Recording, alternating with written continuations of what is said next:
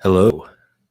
Hey, everybody. Welcome to a Griscom stream. Happy that y'all are here, even though we're going to be talking about some very unfortunate and frustrating news, but something that's been building up for a very long time. And we really need to start working our way through this problem because it's a problem in the United States. It's a problem in the United Kingdom. And as we've seen, it's been a problem in South America.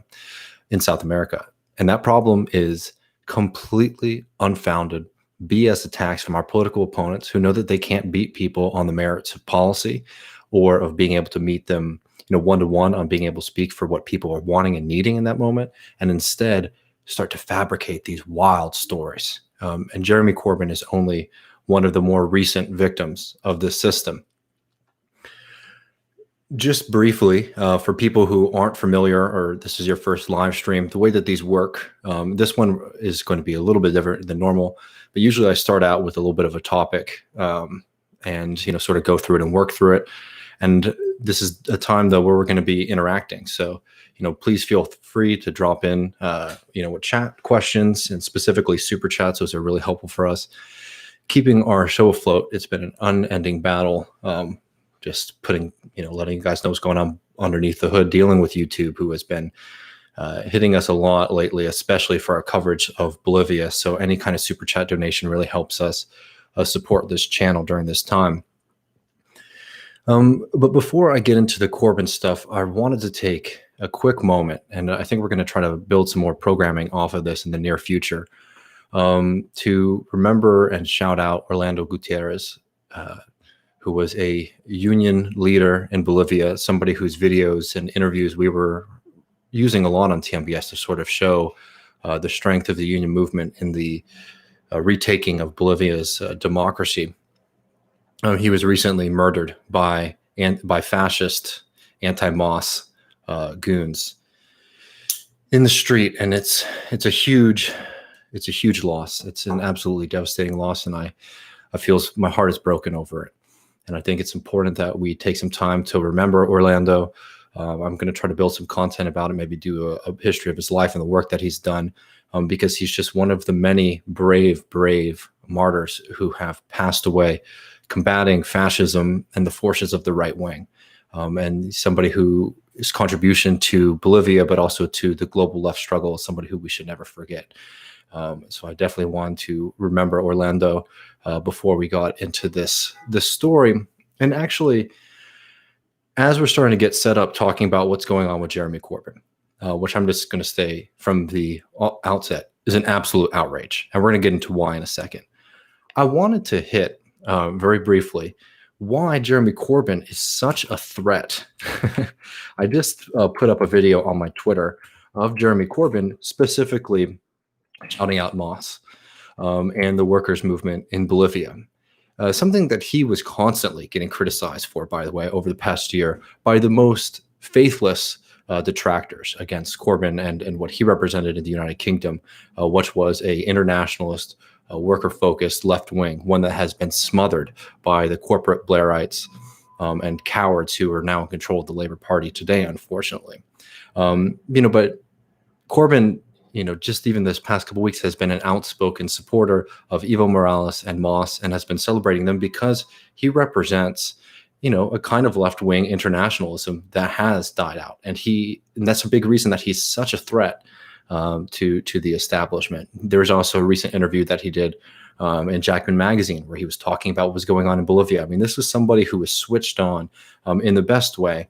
And just before we get into it, because I'm about to jump into everything now that everyone's starting to show up, it's very difficult sometimes to talk about Corbyn because there was that moment of excitement that we had when we had Bernie Sanders and Jeremy Corbyn looking like they were going to be able to take control of both the United States and the United Kingdom and start to build that international left movement that we desperately need. But again, thank everybody for being here. I'm going to jump into this story about Jeremy Corbyn right now. Again, for people who just showed up, I like to be able to engage with everybody's questions. Super chats are very helpful for us in keeping this channel alive. We do deal with a lot of nonsense from our censors at YouTube. So it's always very helpful to get those direct donations. And also, ask questions. I'd love to interact with anything that you all want to talk about later. I'm just going to start a little bit to set the stage so we're on the same page as to what's happening with Jeremy Corbyn.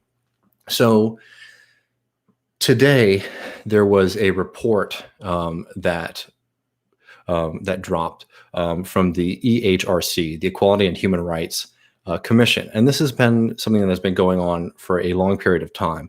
If people don't remember back, the past few years we've been inundated with these stories that labor specifically, and specifically the Labour Party, has an outsized problem with anti-Semitism within its own ranks. And it's been weaponized and used by the most nasty political actors, specifically the right, but also the pro-corporate right wing of the Labour Party. And to Corbyn's credit, they took those accusations seriously enough that they tried to reform and to fix the problems with reporting anti-Semitism in the party to a pretty, not perfect, but a pretty significant degree, much more than his predecessors. And I'll tell you one thing, much more efficient than anything we're going to see on the Conservative Party.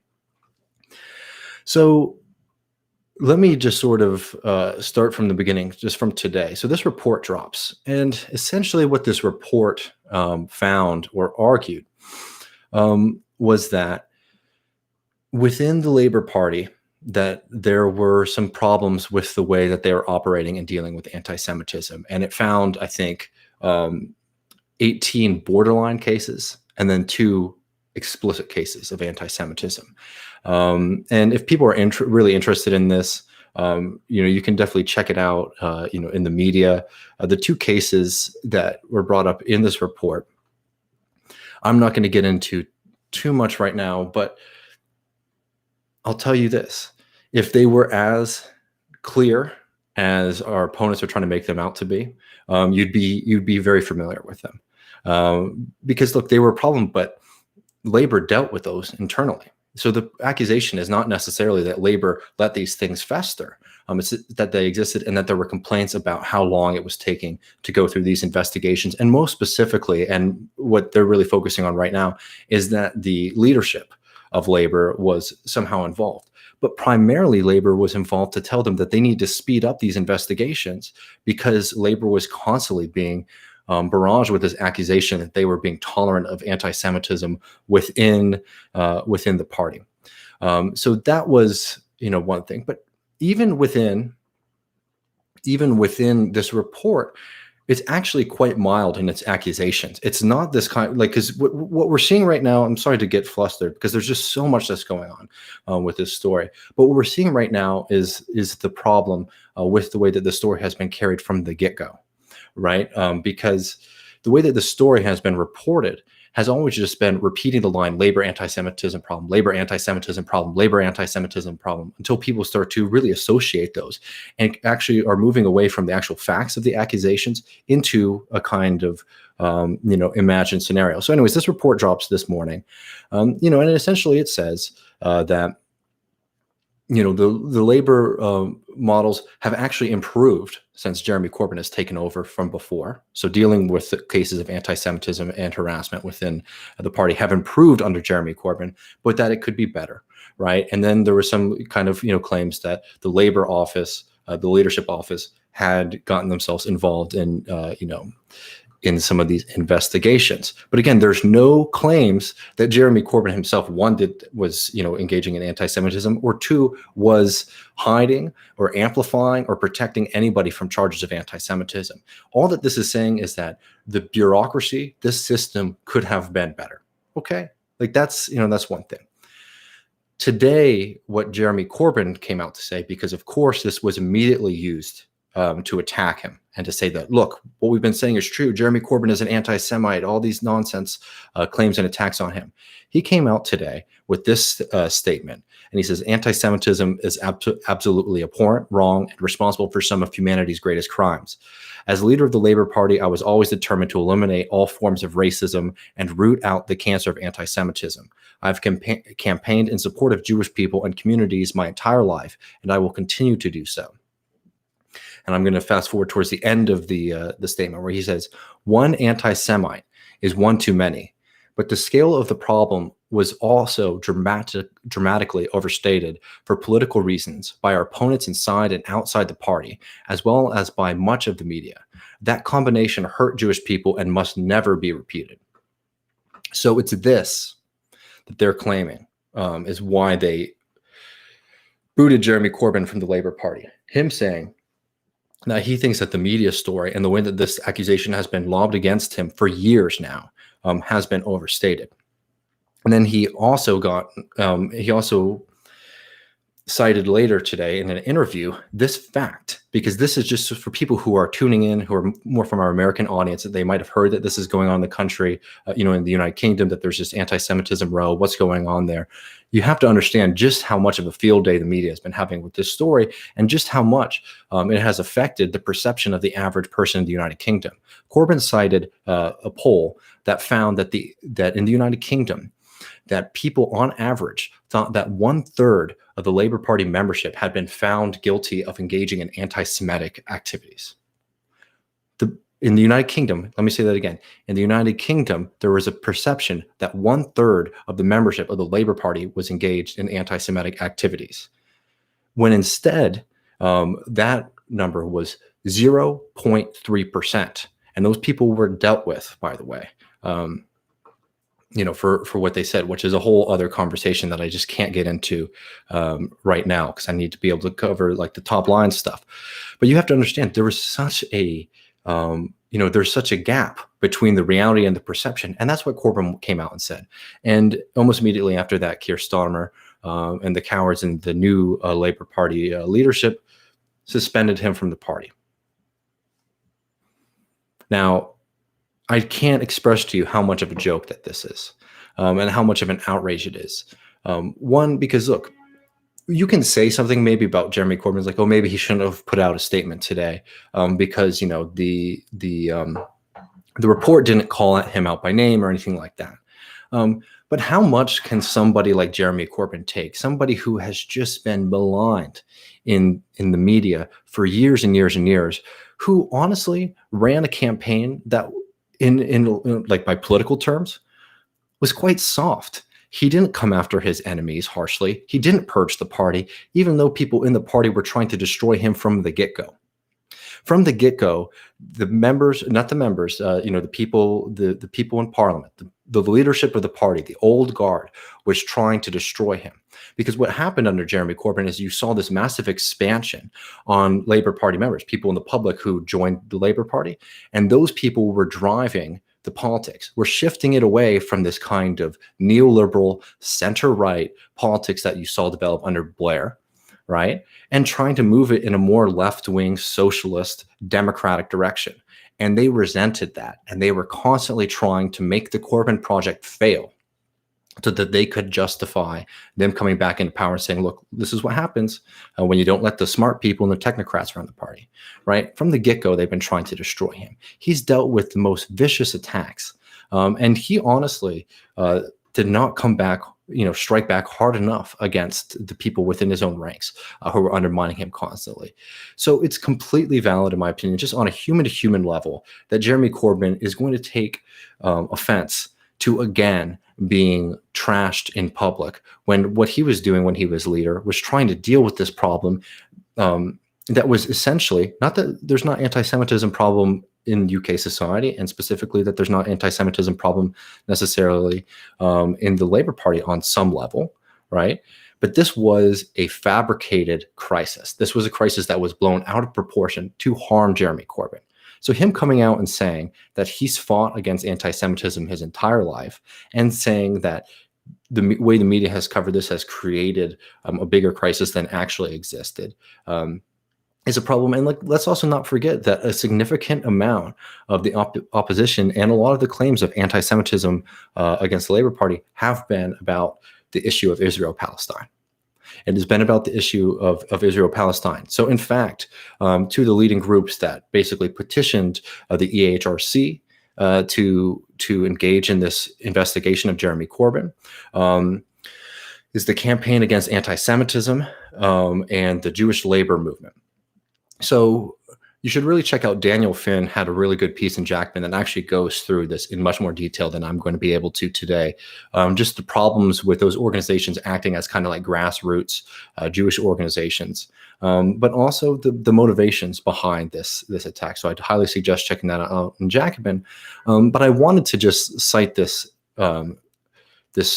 little information that I got from this article, because it's quite striking.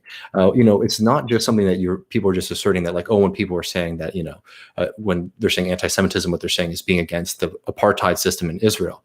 It's quite explicit, actually, that was how CAA, the Campaign Against Anti-Semitism, was defining anti-Semitism. So CAA, in partnership with YouGov, the polling site, did a poll that came out recently that claimed that anti-Semitism was highly concentrated amongst the far left in the United Kingdom. Now, this is one thing you should also remember when you see polls like that. Take a second and see if you can find the questions that were asked, right? Because that's quite a damning claim. Well, here's what came from the 2019 report. Here's where the questions that were asked to discover if people were anti-Semitic. I am comfortable spending time with people who openly support Israel. So essentially, if you say no, then you're an anti-Semite. Israel is right to defend itself against those who want to destroy it. So if you give any kind of answer that's meandering around that, then again, you'd be labeled as anti-Semitic by this, the way that this poll is set up. Two, Israel treats the Palestinians like the Nazis treated the Jews, right? Again, like these can all be problematic, statements in and of themselves, right? But you see the conflation here between, Jewish people and the state of Israel, which are two different entities. And that's what a lot of these, smear campaigns are trying to do, is trying to take very legitimate criticism of an apartheid regime in Israel and then turn all of that into a claim against, that you're being anti-Semitic. We're not unfamiliar for that in the United States. They did it against Ilhan Omar. They do it against Rashida Tlaib.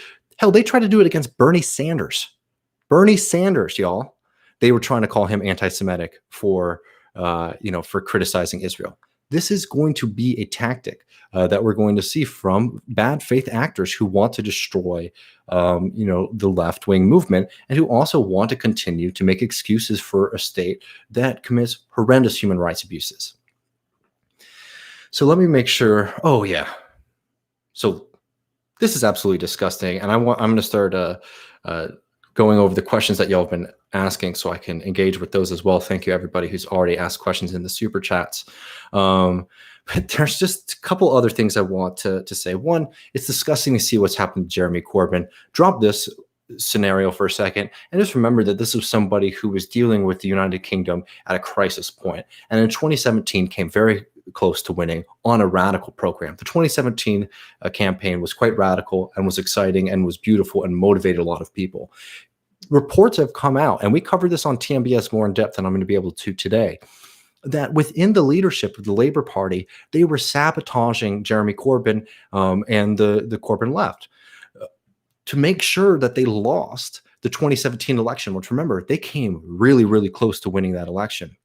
WhatsApp messages revealed one of the members of the leadership of the Labour Party, who was running essentially significant parts of their campaign apparatus, when exit polls came out on 2017 and showed that it was going to be a close race. They texted one of their co-conspirators and said, "This is the opposite to what I had been working towards for the last couple of years." Think about that for a second. What they did was they funneled money away from competitive districts towards safe, right-wing, right-leaning members of the Labour Party, right? They did that to undermine Jeremy Corbyn and continuously, created internal issues so that it, basically slowing down the campaign operation, providing bad information to people. You had members of that staff coming into the office and doing nothing for months. They tried, and this has all been exposed, they tried to undermine Jeremy Corbyn and the will of the people, this massive upsurge of new members of the Labour Party who wanted something different. You had this old, nasty apparatus doing everything that they could to destroy it.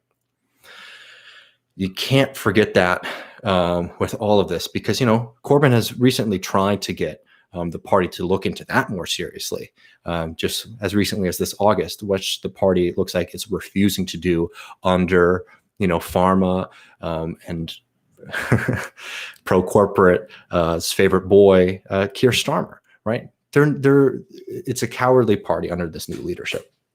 And before I open up the questions, I just also want to add this. I talked about this in my last live stream. Let me paint you a picture right now.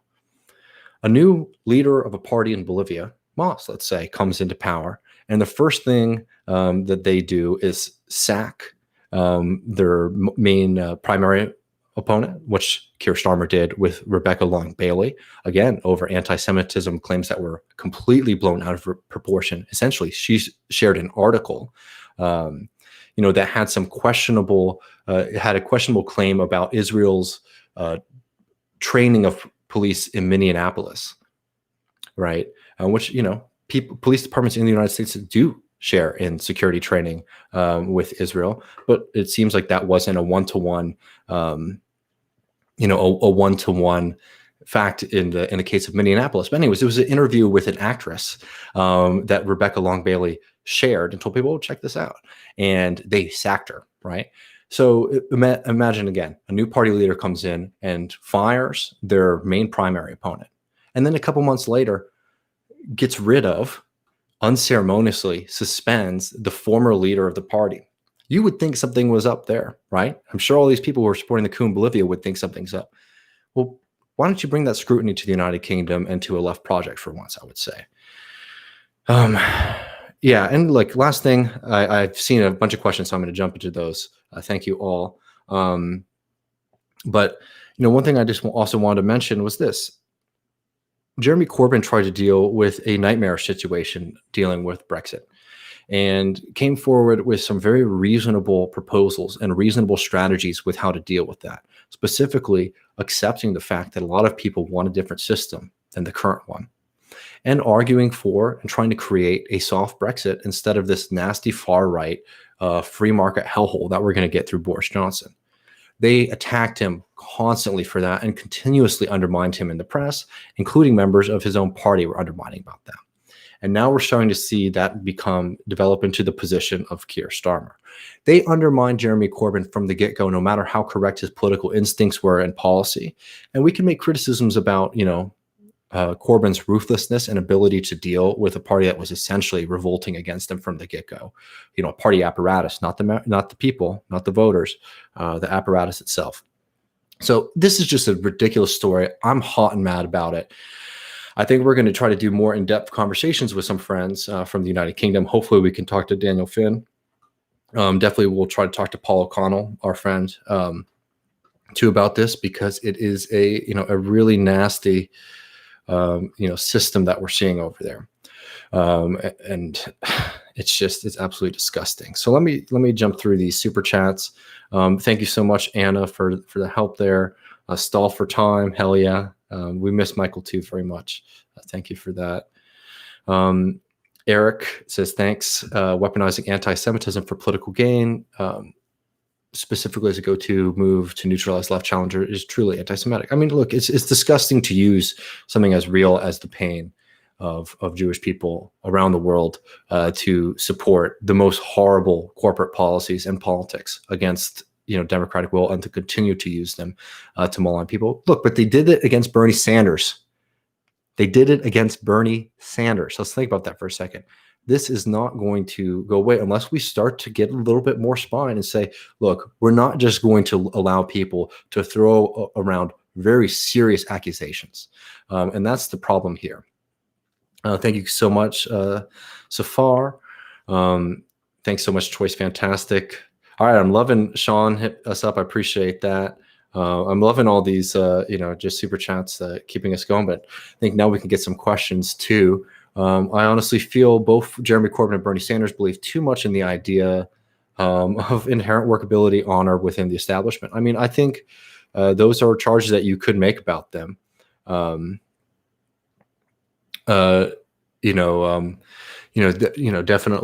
I mean, it's true. It's just like that's what happened. Jeremy Corbyn absolutely had a lot of right to purge the party, and he should have forced mandatory deselection in the Labour Party from the get-go, because it was obvious that there was a mandate for change in the Labour Party, and he didn't do that because he thought that he could work with people because he was a kind person. And all that he's been met with is just vitriol and hatred, and now this really nasty, cowardly move from Kier Starmer. JM Hicks, how's it going? Hopefully someone from Novara Media could come on. Also, Bernie and Jeremy are too nice for their own good. I mean, yeah, exactly. That's what we were just saying. I mean, that was a problem that we have to find a little bit more ruthlessness to deal with our opponents. Not cruelty, but understanding what's at stake and what they're going to do against us. Because that's what, similar things happened to Bernie Sanders. And different apparatus. You have to understand too, the Labor Party has a lot more power with its membership than the Democratic Party does with theirs. It means a lot more to be like an official member of the Labor Party than just being a voter. And that's something important to remember going forward, especially, I don't know if we'll start to get this question, but the big question right now is, do people stay as members, paying members of the Labor Party? Well, yeah, I mean, I'd love to talk to people from Novara, trying to, continue that relationship with our friends, in the United Kingdom, because that's, we're dealing with a lot of similar stuff. Young, our friend over here, says if Corbyn was ruthless and purged the Blair-like members and won in 2017, he would have had a minority government and not been able to pass anything through. Well, I mean, I think that you don't have to purge the entirety of the membership, but when it came to the outright disloyalty you saw from senior members of the Labor Party, Corbyn definitely should have pushed for deselection. And that was actually becoming more and more popular, especially recently before this most recent election, which was a disaster for a lot of reasons, by the way, for Corbyn and for Labor. There was more and more popular controls for deselection, but it was just something that was never going to be in the tool chest of Jeremy Corbyn, I think. And I think, we just need to learn our lessons here, that they're going to be very ruthless and they're going to use every weapon that they can. And I don't think that we should, have any fantasies about the game that we're playing. But I appreciate the point there. Feliciano says, appreciate your views. It helps those of us that are attempting to avoid despondency. Off topic, but perhaps a bit of your background. I can do that very briefly. Yeah, I mean, I'm from Texas. I went to school in DC, studied philosophy. After school, I went to work at I worked at Al Arabiya, which was a kind of news organization, Arabic primarily. I don't speak, I only speak English really. But after that, I worked at anti-fraud organization in DC that fought corporate fraud, writing articles and stuff when I could. Donald Trump gets elected. I move up to New York to spend time with what seemed like a radical socialist movement up here. Got together with Michael, and the rest is sort of history there. But yeah, so let me see. I want to keep going on this stuff. Definitely, jump in with these questions. I'll try to get the chat questions too if I can. It's hard. It's a lot harder for me to read them as we're going. But I also really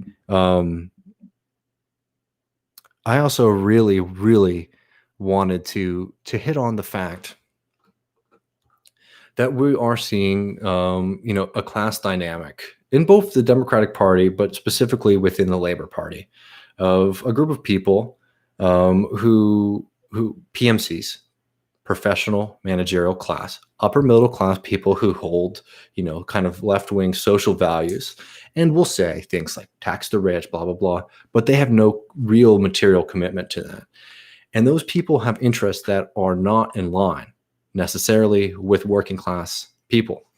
And you've seen that distinction in the United Kingdom specifically. That was a big reason why so many of these, upper class Labor Party members, fought against Corbyn. And then obviously the very hilarious, and man, I miss being able to dunk on these people all the time, independent movement, and then, Lib Dem movement as well, to basically do politics that was all style, not very much style, but style nonetheless, of appealing to a kind of like upper middle class value. The Brexit vote wasn't about the destruction of neoliberalism and the real pain and suffering that people in working class parts of the United Kingdom had been under for a very long time, but instead now meant that you're going to have to wait in a longer queue to your vacation in Italy. And obviously, I'm not trying to downplay the seriousness of Brexit. I know it's a very complicated question, but you have to understand, for a lot of people, it actually was that much of a culture war question. And there is a segment of the Labour Party that would rather deal with that group of people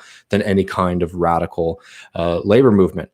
It's very similar to the United States, where what people want is they want to have Hamilton politics, right? It's just like a constant gesture that, wow, things could be different if we all really got together and got along and just had a different imagination of what this country was, right? And it's very ironic, for example, in the Hamilton case, that it's just a celebration of a political movement, that was engaged in the horrific practice of genocide against American Indians, indigenous people, and engaged in human slavery, right? Put a happy face on that, right? There is a segment of both of these parties, the Democratic Party and the Labour Party, that wants to do this kind of kumbaya, point toward a kind of like cultural value over doing any kind of systemic radical politics and change. And that's the resistance that we're up against. And that's why we have to be careful and not think that just because somebody says, oh, they're on the left, that they're necessarily our friends. We've learned that lesson. We learned that, we've learned that from, what's going on with Jeremy Corbyn. We learned that from what they did with Bernie Sanders. It's an absolute, it's a nightmare. We need to have that kind of class analysis, or we're going to continue to see this trap be laid out. Because what the movement is, I'm going to jump into your question in 1 second, Feliciano. What the movement right now is what we've seen in South America through lawfare against Evo Morales and Lula, lobby nonsense claims and use a corrupt and broken legal system there to destroy democratically elected movements. And in the United States, use serious claims of racism, sexism, and anti-Semitism, as you saw against Bernie Sanders and Jeremy Corbyn, and use people's frustration at those real evils in society to tear down people like Jeremy Corbyn and Bernie Sanders, who have spent their entire lives fighting against those systems. It's ridiculous, and we should be able to call it for what it is, and to see it as a threat that it is, because that's not going away. They're going to continue to label, to throw these smears around, right?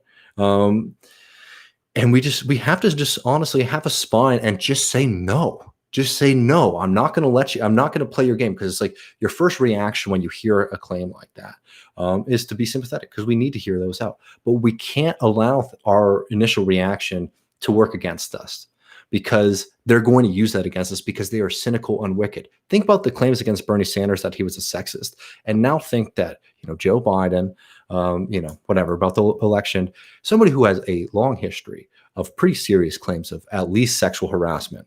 Right? At least that. Bernie Sanders is the one who was labeled a sexist, not Joe Biden. Give me a break. Give me a break.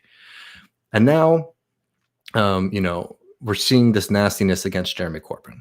We just need to be ready for this, because they're just going to come up with new forms of this kind of attack going forward. Thoughts on why we, the working class, continue to vote against our interests, media influence, or ignorance, or just don't care and follow the crowd? Well, look, we have to build movements that are speaking to people and are making people feel that their needs can be met. As our friend at Tribune says, we have to convince people that politics can change their lives. That was a problem with the most recent Labor election, was that a lot of working people have felt betrayed by Labor, and then they were given a pretty radical and interesting manifesto, but one that didn't have the kind of thread that it did in 2017, that was able to inspire people to think that, oh wow, this actually can change my lives. People have a very correct doubt about politicians and the fact that they have their interests at heart. People have the correct. Your inclination is correct that most people in politics do not have your interests at heart. So what we have to do now as a radical left that's trying to use these avenues to help people out is to convince people that this time is different. It's a hard argument to make after years and years of disappointment and destruction coming from people who say we're here to help you. So yes, media plays a role in that because media constantly, essentially most working people, I think, vote or don't vote from a defensive perspective, in the sense like, I don't believe that politics is going to better my life. The best I can hope is that it doesn't make it worse, right? So we have to do the job of convincing people that actually things can get better, and the media plays a big role in that. We live through, Tina, there is no alternative. This kind of idea that, this capital system that we have right now is the end all. That's the best we can do. Tweak it a little bit. We have to convince people that there are radical alternatives out there, and that's, the media will play a role. So will us, participating in radical movements and community movements as well. But thank you so much for the question. Ted still asked a good question that I should clarify. Does this mean Jeremy Corbyn is unable to be part of the Labour Party forever, or what? It means he's suspended, and as of right now, he's not a member of the Labour Party. He's still in Parliament. He's still in Parliament, but he's not a Labour Party member, which means that he's going to be listed as an independent. He is appealing the decision to suspend him right now. So it could not be permanent. He could join back the Labour, become a member of the Labour Party. But we're going to have to see whether or not, what's going to happen with that. But as of right now, they have suspended him from the party. So he is not an official member of the Labour Party as we go. Thanks, Kale, my editor at Jacqueline Videos. Definitely check those videos out too if you all are interested. A little shameless plug. I guess he's working on a Ben Burgess quick take coming out later. So hopefully keep your eyes out for that. I'm loving all these questions. Let me see. On that subject, could you consider covering the New York Times regarding the Biden camp stating he will restart lawfare? Oh, damn. I did not see this. Alexander says that Biden's camp said he will restart lawfare in Latin America using the Council of Americas. I'll check that out. I didn't see anything about that. Let me see. Somebody tagged us in here.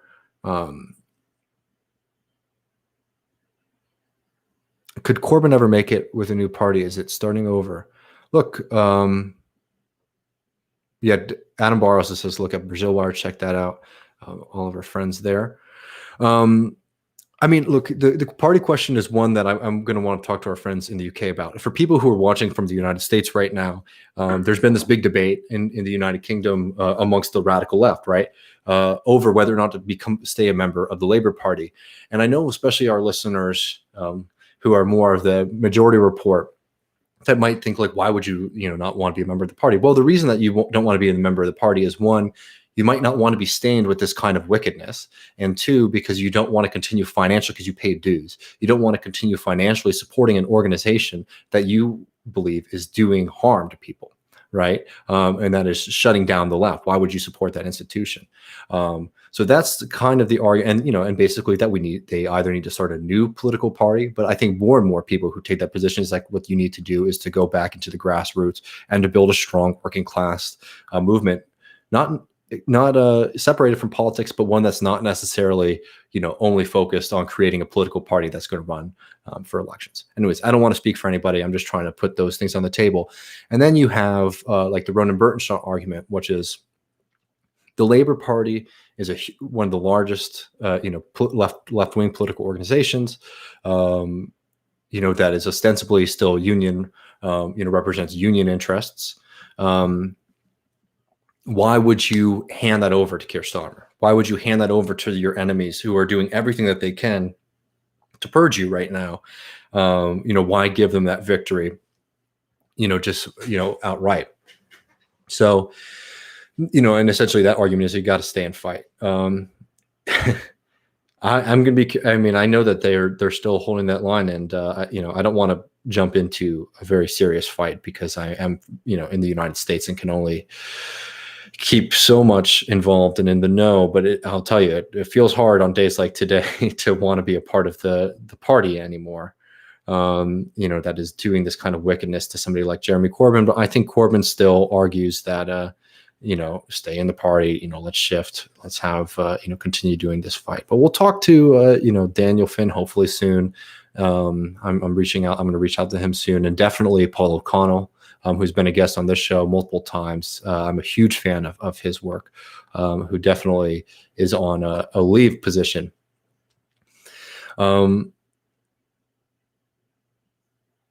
So let me see. Let me get some more of these questions. And again, I really appreciate these super chats. Pythagoras, our friend, the great mathematician, says, love the show. Appreciate that. Let me see. I definitely have time to do some more questions. I'm trying to read through these. Will you guys have Ronan Burtonshaw on again? I'd love to. I mean, I think we're definitely going to have to start doing some more UK content going forward. Obviously, today has been a very frustrating one. And on top of that,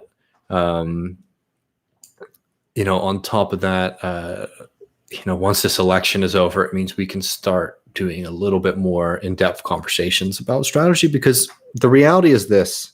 I'll get into this, and please feel free to jump in with any questions, but let me just, because I love working through these ideas with y'all, and I like to do these because they can be really we got a nice message here from Jacqueline. I've been listening to Novara Media, lots of members leaving the party, and I like hearing your take on this too. Thank you for your passion and good luck on Tuesday. Also, I know we all miss Michael, but you're all doing a great job carrying on, and I'm happy to support you. Seriously, thank you so much for that. It means so much for us, going forward, that we still have the support, and that, we're able to come out here with our views and, continue to platform and to build this kind of political movement that we need, because it has to be international. And I'm really, really proud to have been able to work with Michael for so many years on this project, and to continue working on it going forward, and building this kind of international and working class perspective that we need. Thank you so much, Jacqueline. And yeah, I was watching the Novara stream too before, and it did seem like a lot of people were talking about leaving the party. I mean, I wouldn't be surprised if we see a significant, move towards that. We'll have to see what happens. And I definitely want to host some people who are involved and engaged on these questions, going forward, so we can get a good perspective on. I'm gonna crack open a beer, y'all, real quick, because I'm pissed off. I want to engage with some people out in the UK specifically to start talking about this seriously, and not just give my 2 cents. Somebody asked about Nigeria. I think we're gonna have Milton Alamati on Sunday for a Sunday show, and that's going to be really wonderful to talk about Nigeria and the serious situation going on there. Definitely going to cover that, no doubt about it. Next week, I think I'm going to probably do a couple live streams just going into it. We're not doing a show on Tuesday because I just can't deal with that. I'm sorry, y'all. But we'll probably try to do one immediately on Wednesday, as we start to get a sense as to when we'll get information regarding the election results, for sure. And Doug says, can Milton talk about Ethiopia too? I will make a note of that, and I will ask him. He's always game for everything. I'd like to get Milton on something like this one day, where we can sort of have a chat and also take questions, because he is such an incredible resource for us on all matters.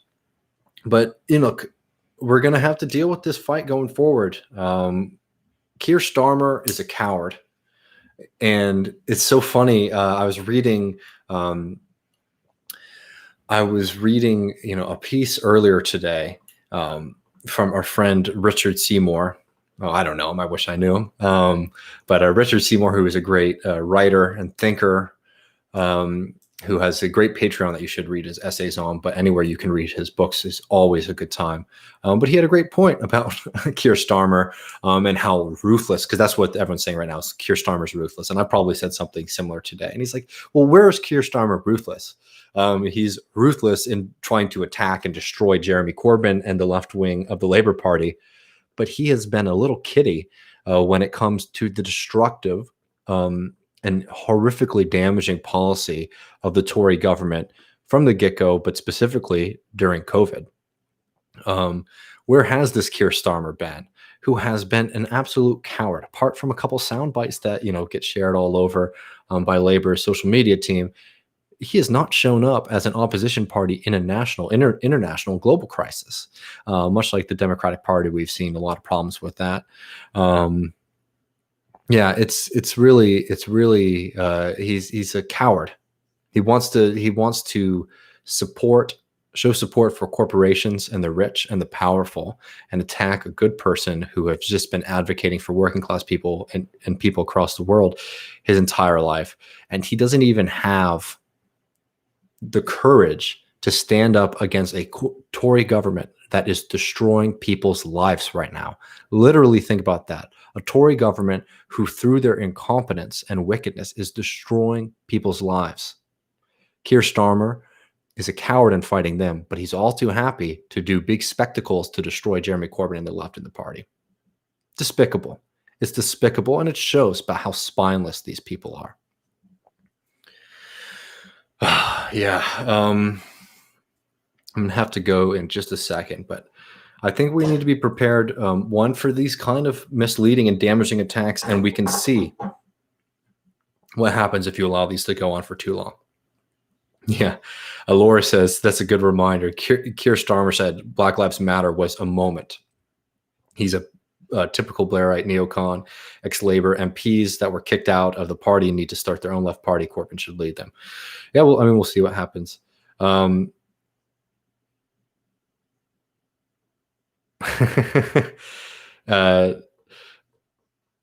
Sorry, sometimes the questions crack me up. Someone asked who boxing match between Jason Unruh, who I think is that Maoist guy, and Voss.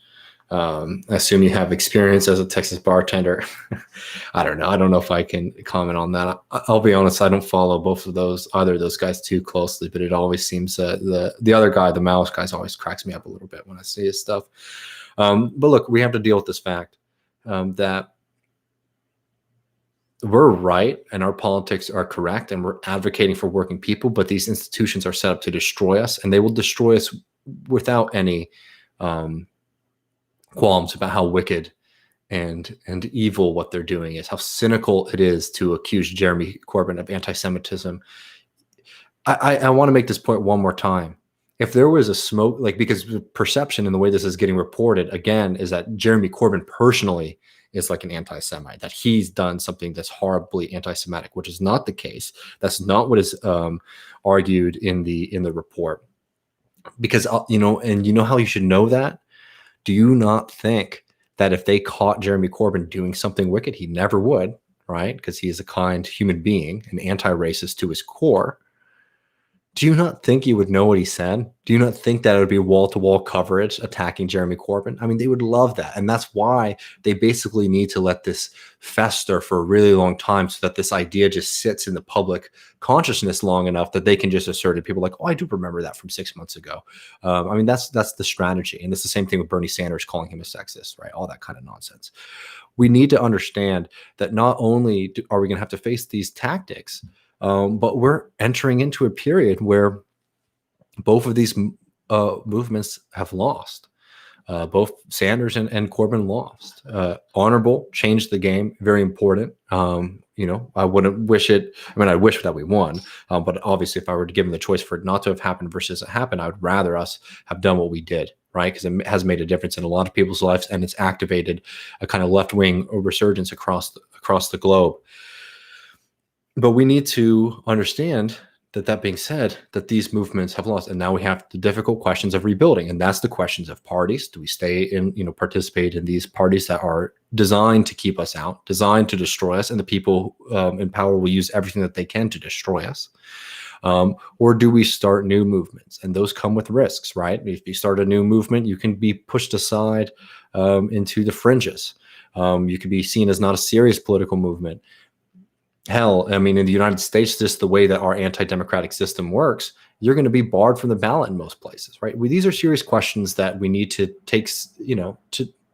give them their rightful consideration, and strategize and build together, and to start working through this question. There is nothing more important, in my opinion, than dealing with this question that in global crisis, we're seeing a resurgence of neoliberalism. Right? I mean, it's pretty wild to see in global crisis that in the United States, despite all the desire for Medicare for all, we're seeing somebody ascended in the Democratic Party, who says that they'll veto Medicare for all if it comes across their desk, right? We have to deal with that question and work a strategy out to get through, because we're winning people over to our ideas, but we need to have stronger strategies to deal with these institutions that have always been designed to capture working class sentiment. I'm talking about the Labor Party and the Democratic Party, to capture an idea of, this is the party for the working people, and then to do the complete opposite. I mean, that's what these parties essentially have become. Even worse so in the Labor Party, because at least that had some radical history, compared to the Democratic Party, which, had some moments, but was never a workers' party. So, we have to deal with this strategy, and we have to deal with the difficult fact. There's a book Michael and I were working on this summer that I'm going to try to revisit. It's been a little hard to get back into thinking, going back to that text again. But I'm going to try to start to work on that and to hopefully finish it sometime soon, because we have to answer this question as to how we're going to deal with these institutions that are designed to keep us out. No matter how much we can change people's minds in opinion polls, we need to start changing people's minds in their activities and getting them to show up for left-wing candidates, and also to show up and join radical socialist, political organizations. Feliciano says, ever consider representing us?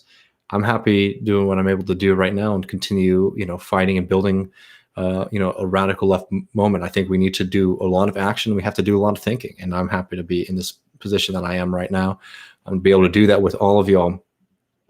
Definitely check out, if y'all missed it, we're going to clip it, I think, into 3 different clips, but our interview with Ryan Pollack, who is a member of IBEW.